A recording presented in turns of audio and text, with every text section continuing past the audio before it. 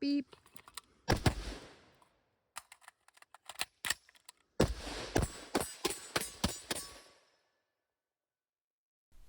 All right, guys, welcome back to the bench. So today we're going to talk about the Colt LE6933 upper. We're going to talk about why I dislike the Troy Battle Rail. And we're going to talk about some of the upgrades I did and why I think this is kind of like my fast and light gun.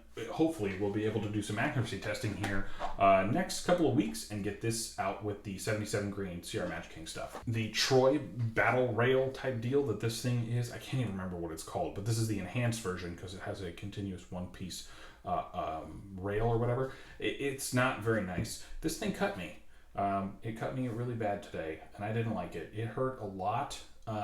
That's a paper cut, and I have little bee fingers. Okay, like I have little girl hands. All right, my little girl hands, they hurt from that especially. So there we go.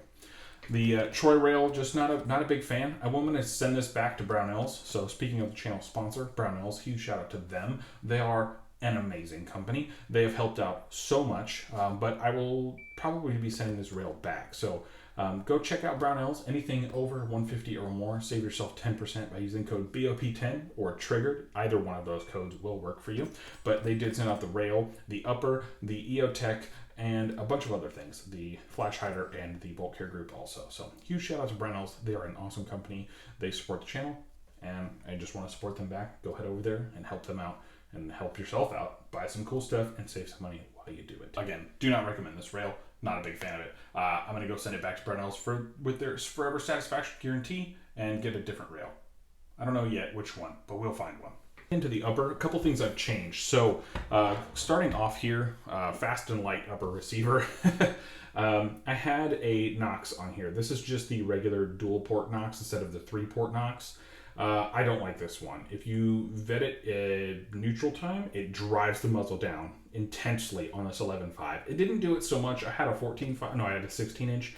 It did not do it very much on the 16-inch, but on the 11.5, it drove it down so much, it was just ridiculous. And I did not like it. It got to the point where even holding it left-handed, it was just so punchy, like back into me. It was a recoil impulse that I'm not used to, and nor do I want to train to. So the Sons of Liberty Gunworks NOX, not my cup of tea. Again, if it is your cup of tea, don't go attacking this channel. I'm literally just telling you how I feel. I shoot a lot. This gun finally has 1,000 rounds on it, which didn't take very long, just about a month or so. I'm just going to go ahead and say it. It's not my cup of tea. But if you want to run one, by all means, run one. I know a few people who absolutely love it, but the recoil impulse of this just was not helping me in any sort of way, shape, or form. So there we go. NOX went away. We went with the Surefire Warcomp close time, and that one I absolutely love.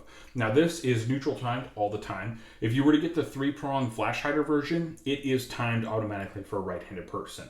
I use the AccuWashers, I don't know who makes them, but they're the AccuWashers. I had to get them locally at Primary Arms, so they had those, but I got them, and it is aligned. It actually ran a Surefire RC2 Mini today. Not super bad at all. I absolutely loved how well this gun shot suppressed, except for the fact I ate a ton of gas. Now, I will say, if I'm going to shoot this gun suppressed, or when I get my suppressor, because I plan on getting a Surefire 7.62 Mini and a Sandman K, so I plan on getting one of those also.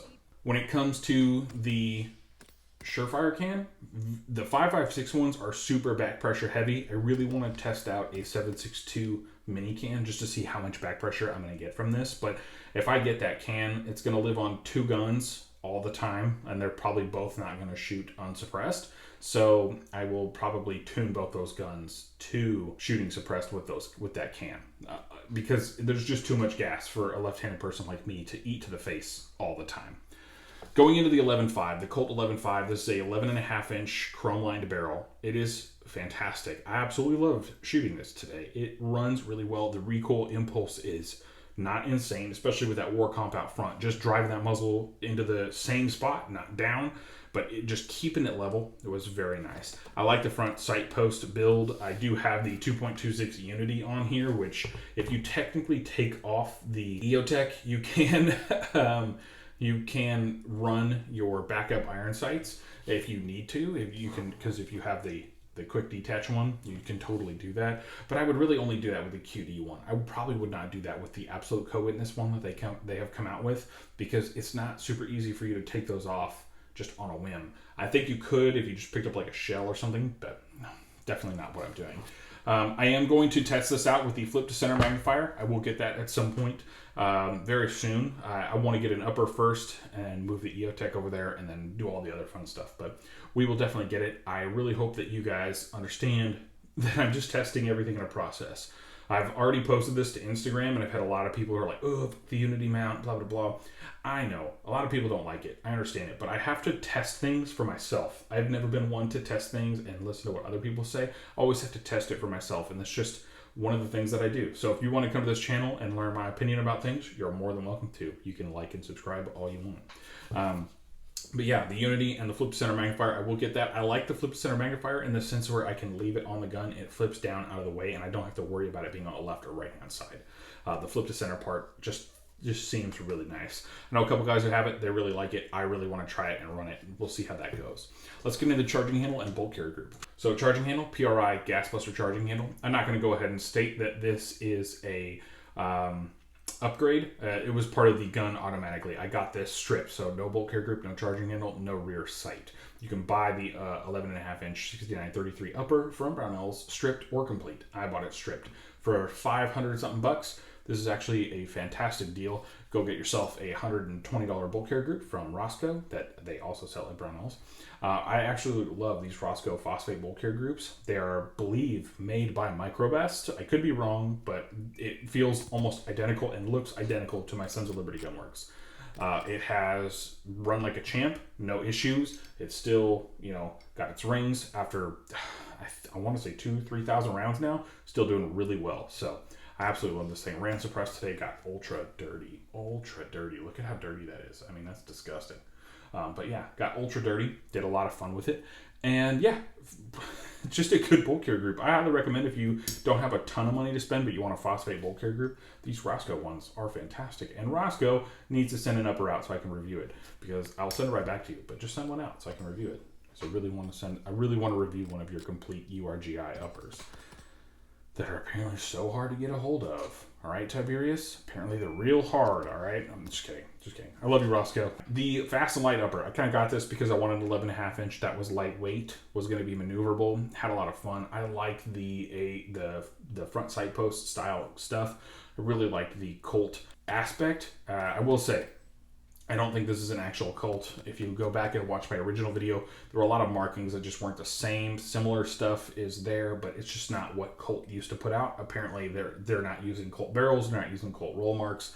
Again, we can get into it. I think roll marking is ridiculous. We have laser engraved things now.